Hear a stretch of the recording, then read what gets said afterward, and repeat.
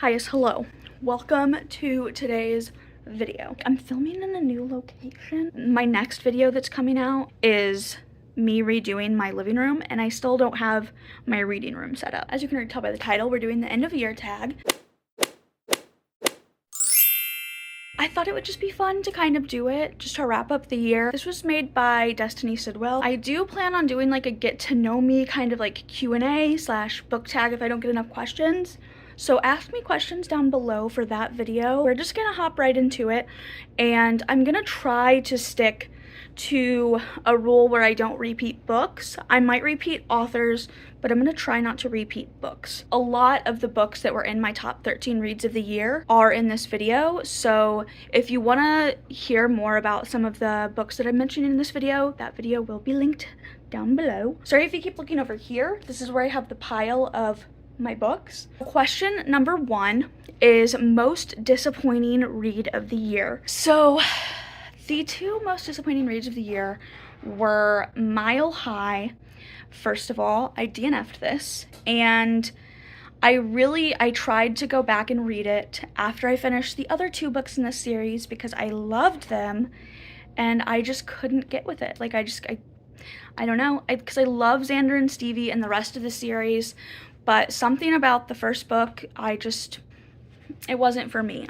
The second book that I have for this question is The Goal, which is the final book in the Off-Campus series by Elle Kennedy, and I loved the rest of the books so much. My favorite of that series was Dean and Allie, but then the last book was all pregnancy trope, and I didn't like the legacy either, so the last two books in that series were just a miss for me, but I did love The Graham Effect. So question number 2 is the underdog book of the year. So I have multiple books, I think, for all of these questions. My underdog book of the year, I have 2 of them, okay?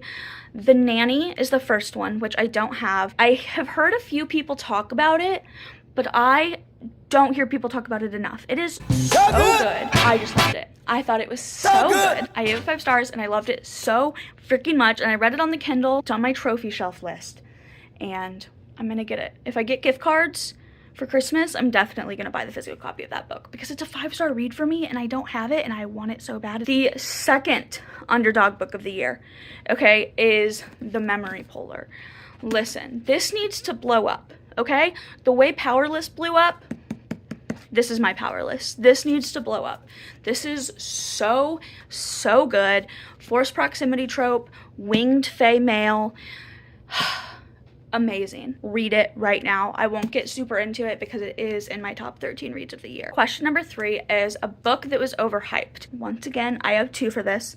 The physical book I have with me is Tender as the Flesh. This was marketed to me as a dark romance. No, it is not. No, God! No, God, please, no! This is not romantic at all. This is fucked up. Don't get me wrong, I love horror. I definitely want to read more horror in the new year. I think I went into this thinking something completely different. I ended up rating it at 2.5. Romance that was supposed to be in it was just odd to me. Like, not in like a, oh, this is a weird book, because yes, it just is. I did not support what that man did. I support the end choice, yes. I hated it. I hated it. Anyway, the second book that I'm gonna mention is The Fine Print. I really wanted to like the Dreamland Billionaire series. I really did. And I liked Terms and Conditions a lot more. I just think Lauren Asher's books are really long. They don't need to be. They could be about 200 pages, but they're like 400 pages. I still haven't read the third book, but I've heard the third book is a lot of people's favorite, so I'm still gonna read it, but yeah. Question number 4 is favorite book couple of the year. I can't answer this question without saying my 2 top favorite couples of the year, but like I mentioned these books in other parts because I just decided I needed to. But we all know Kate and Willa and Nate and Stassi. Okay, that's all I'm gonna say. I'm gonna move on. Love the books for other things, if that makes sense. The Exile and the Savior, Xena and Kale. This is the second book in the Memory Puller series. Xena and Kale, I love them so much. I just think that they're the cutest. I was so excited to get to know them more after I finished the first book, and I'm just We get their POV in this book. The second couple we're gonna mention is Astrid and Jordan. I loved them, and I really loved the way that Jordan handled Astrid, like, coming out as someone who was in there. I think she was 30, I'm pretty sure. And I don't know, I loved the relationship, and I talk about it more in my top 13 reads of the year, so I'm not gonna go super in depth. They're definitely my favorite pairing out of the whole Bright Falls series. Okay, we're on to question number 5. Question number 5 is favorite main characters of the year. And I don't know why I'm talking in a British accent, but I am. I have a lot of answers for this. I couldn't choose because I love them all for different reasons. Stevie, my little ball of anxiety. Me too. Me too. I loved Stevie so much, okay? Next, Stella, girl boss. Love her. I talked about this book in my top 13 reads. I'm trying to speed round through these because there's 4 people. I don't have the physical book. Zenny from Sinner, the second book in the Priest series. I just related to Zenny so much, and I loved her. You know, like, we just want to prove that we know ourselves better than anybody else. I never thought that I would relate to a aspiring nun, but I did. Fourth character. We have to talk about it because I don't think I read another book with an alt bartender, writer, reptile lover. Isabella from King of Pride. I don't know what Anna Huang put in these girls, but they are me. I think that's really why all of these are my favorite characters, because they really all define a different part of my personality, okay? Those are the characters I saw myself in the most. So, yeah, like Stevie, little ball of anxiety. Me too. Zenny, just trying to be herself and not be who her family wants her to be. Please myself, that's what I want to do. Yes, but no, that's not what I mean. Alt girly, bartender, snake. I want a snake so bad. Influencer, introvert. 6 is a book that surprised me. The first book I don't have a physical copy of, Love Redesigned by Lauren Asher. Remember how I just said I don't know how I feel about Lauren Asher because of the Dreamland Billionaire series, and I think I want to read the third book? Yeah, this is why. Love Redesigned. I think I rated it like a 4.25 stars. I really liked it. It was cute. We got cameos from, what's his name?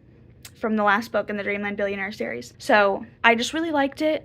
People were talking about how much they loved it, and I thought it was cute. So it surprised me. The second book. I say this book surprised me because I thought I was just gonna casually enjoy it, and it ended up being one of my favorite reads of the year. And that is Something More. I talk more about this book in my top 13 reads, so I won't get into it. But I really, really loved this book. It was a YA love triangle, and our main character is autistic. So, number 7 is your favorite new author that you discovered in 2023. All of the authors that I read in 2023 were new to me because I just got back into reading. My top 2 authors this year, Elsie Silver and Anna Huang. I ended up reading all of Elsie Silver's backlist. I really, really loved the Gold Rush Ranch series. I thought it was so good.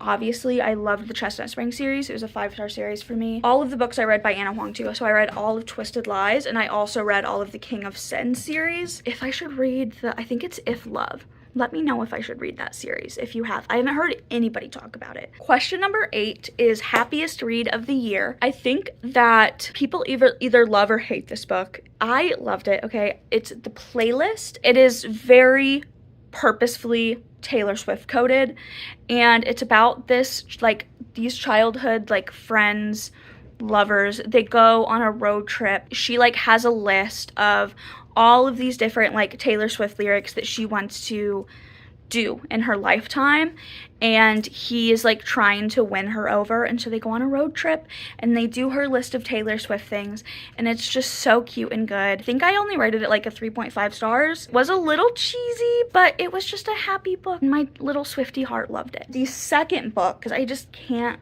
not talk about this book, Heartless by Elsie Silver. This book makes me so happy. This book feels like home, and I talk about that. We've talked about this, okay? I love this book. This book definitely, of all of the books that I read, made me smile and giggle the most, and I've read it 4 times now, I think. I love this book so much. It makes me so happy. It's so good. All of the Eaton brothers make me happy. Being on Wishing Well Ranch makes me happy. I just love them. They're so good. Just, Cade and Willa are just everything to me. Question number 9 is most frustrating book that you read in 2023. The first book is The Ritual. Listen, I tried to like this book. I wanted to like it so bad, and I think I'm still gonna read the rest of the series, but I just found myself shaking my head and being like, this is a different type of dark romance. Like, I don't know what it is about it, but I think the men were just too manly for me, if that makes sense. They were just too toxic masculinity, and I hated it. Anyway. I can't talk about it because I'll get angry. The second book that I'm going to talk about is The Song of Achilles. Finally finished this book. It took me all year to read it. I'm not exaggerating. I would pick this book up from time to time, read a chapter, put it down, not want to pick it up again. And so when Spotify rolled out their audiobooks, I listened to it on audiobook, and I really wanted to love this book, but I just don't think that Greek mythology retellings are for me. Or maybe I'll read more in the future. If you have more, like, I guess more like romance heavy and less Greek mythology-ish Greek mythology retellings, let me know. It just didn't capture my attention like I wanted it to. And I didn't cry at the end. I really wanted to sob at the end. I really wanted to be one of those people who was just losing their shit at the end, but I wasn't. Sometimes you just want a book to make you cry, and it didn't make me cry. Question number 10 is best adaptation of the year. I'm not gonna show this book because we are still boycotting St. Martin's Press, but it is Red, White, and Royal Blue. It's the only book that I read that was adapted into a TV show or movie. They did mess up the friend group pretty bad, which I was angry about, but it was still cute. They really represented long distance relationships and how it felt very well. Like, that with the cinematography for the long distance relationship was very cute, and I loved it. Question 11, longest book I read this year, and it is Kingdom of Ash. That's all I'm gonna say. I don't like to talk about that author. She makes me upset. Number 12 is shortest book I read this year, and it was The Gift by Frida McFadden. I think it was 54 pages. It was very short. It was a little holiday thriller. I only read it for Christmas, and it was fine. I think I rated it a 2.5 stars. It was fine. Number 13 is favorite covers of the year. The first is Carmilla. I just think that this cover is real neat. I really like bats. Bats are my favorite animal. It's freaking bats. I love Halloween. And I loved this book. This is probably my favorite piece of classic literature. Yeah, this is definitely my favorite. Sapphic Vampire, yes, please. The second book for prettiest cover is Daughter of Darkness by Allie Cole. Are you kidding me? It's so pretty. This is the first book in a series, and I'm pretty sure she is independently published. It was a very fast read because, like, it was very easy to read and understand. But the cover is really what got me. Like, look how pretty this is. Are you kidding me? Question number 14 is a book you have not stopped thinking about. So the first book is Does It Hurt by H.D. Carlton. If I talk about a book to somebody and, like, go on like a holy shit, this book was crazy, it's this one. Like I said in my top 13 reads, this book made me realize maybe I should read thriller. My camera ran out of storage. Okay, where was I? Oh yeah. Basically, I just don't ever shut up about this book. Butcher and Blackbird, okay? This, I listened to Butcher and Blackbird. If you don't like audiobooks, please give it a try, okay? Because it's like, it's a duet. So instead of like the girl's point of view being in the girl's narrator, like the girl narrator the whole time, even when the guy talks, it's a duet. So when the guy is speaking, the guy is speaking, and the girl is speaking, the girl is speaking. And it's about 2 serial killers, and it's a romantic comedy, and it's so good, and it's just, I have never been enraptured by an audiobook like I was that book, especially a romance audiobook. And I will never look at Orzo the same again. Truly, truly just, even just when they were reading the trigger warnings, I was like, I'm gonna love this. I'm gonna love this book. Number 15 is cringiest book that I read this year. I'm just gonna say them. I don't wanna yuck anybody's yum, but The Wedding Menu, some of the ways that the author described people rubbed me very much the wrong way, and I ended up DNFing it. I wasn't a fan of it. The second book is one of the books that Destiny Sidwell rated 5 stars last year, and it was on her like 2022 wrap up, and it was Bittersweet Memories. It was just like Wattpad, but bad Wattpad. The plot was just not, the writing was just not, I just didn't like it at all. And then I'm so sorry, but I DNF'd Say You Swear. And I know that's so many people's, like, one of their favorite books. Let me know if I should keep reading it, okay? Should I give it another go? Like, does the writing get better? Question number 16 is unpopular book that you loved. The first book is A Sanctuary from Shadow by Laura Irwin. I got this as an art. If you are a high fantasy person, Brandon Sanderson, high fantasy, but you also like Crescent City, I would say give this book a go. The second book is A False Start by Elsie Silver. This is the 4th book in the Gold Rush Rant series. It's Nadia and Griffin. It's a brother's best friend, and there's a little bit of an age gap, okay? I loved Nadia and Griffin, and I thought that they were so cute. It was definitely my favorite of the Gold Rush Ranch series. I loved all of them, and Violet and Cole were a close second. Question number 17 is what was the highest and lowest rated books that you read on Goodreads? And then I think Do You Agree is part of it, but the highest rated book that I read on Goodreads was Kingdom of Ash.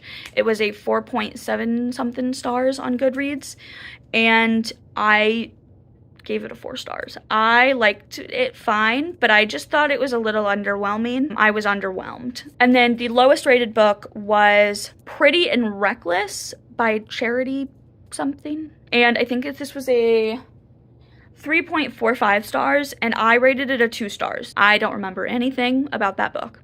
So do with that information what you will. Question number 18 is favorite quotes of the year. Okay. So I have 4 quotes, 2 from each book. The first book is Caught Up by Liz Tom Ford. The first quote from Caught Up is, know what's better than being the best at something you don't love? Being mediocre at something you do. That just hit my little perfectionist soul. I am really good at being a server. I am really good at being a bartender. I'm really good at my food service job, but I hate it. But you know what? I am a mediocre booktuber talker, but you know what? I love it. I love reading books. I love talking about books, so I'm gonna do it. And then the second quote from the book is, like, it's a conversation between Kai and Miller's dad. And he says, do you love her? He says, I do, very much. And then the dad says, she might break your heart. He said, I'll love her anyway. Are you kidding me? But if you haven't read this book, you need to read this book. It's so cute. I love this book. The next quotes are from this work of poetry that I'm still in the middle of reading. I haven't finished. There will be a reading vlog coming out for Magnolia Parks. These 2 quotes are literally from the same chapter. They're both from Magnolia. She says, I loved him, really loved him. To the bone loved him. Cut me and I'd bleed him. And then the next quote is, I'll never be safe with him, even if I'm always safe next to him. I had to stop reading when I read these and come out to my partner and just read them, like the 3 or 4 pages that those quotes happened within. And I was like, do you see what I'm going through? Like, do you see why I have to keep putting this book down? Because the emotional turmoil it's putting me through. All right, question number 19 is most unique concept. I can't show this book. Once again, we are boycotting St. Martin's Press. I put Divine Rivals for one of them. I have never read a book like it. I've never read a fantasy like it. I loved it. And the second book is Girl from the Sea. It was a coming-of-age graphic novel. This girl is from the sea, and she comes up and she meets this girl. It's just so cute and pure and amazing, and I thought it was a really unique concept. I thought that was a wonderful way to come to terms with your sexuality and just being yourself, is meeting a girl from the sea. How wonderful. I thought this was an adorable book. You should read it immediately. Question 20. Book that you think you would reread. The two books that I chose for this are The Right Move and Icebreaker. Also, Heartless, duh, and Caught Up, but I already talked about those books. No words, just vibes. I love these books so much, and I will definitely be rereading them in the new year. Okay, the last two questions are kind of similar, but the first one is reading goal reflection and 2024 reading goal. So this year I started reading and I didn't have Goodreads. I didn't have any reading tracking app. So when I finally decided to do Goodreads, I kind of just threw all of the books in there and put my reading goal at 100 because I was at like 70 something books. Right now I'm at 118. I'll probably read more books before the end of the year is over. For 2024, I think I'm gonna do 125 books. I think that that's a good, challenging, but also realistic goal for the next year. Number 22, the last question. After 2023 reading, what are you gonna be prioritizing in 2024? I realized that I read a lot of interconnected standalone romance series this year, and I think I want to try and stray away from them. I would really, really like to read all of my TBR, which is all of these fantasy books right here on this shelf. And then I also would love to reread some classic lit. I read a lot of classic literature in high school because I was in AP English. I would really love to read more horror books and more thrillers and more like sci-fi high fantasy. Yeah, that's really it. I don't know, I don't have that many goals. I just want to keep reading what I enjoy. Thank you guys for being here and for watching. I'm so excited to see what this year brings for us. Love you guys so much. I'll see you soon. Bye. I never know how to end these.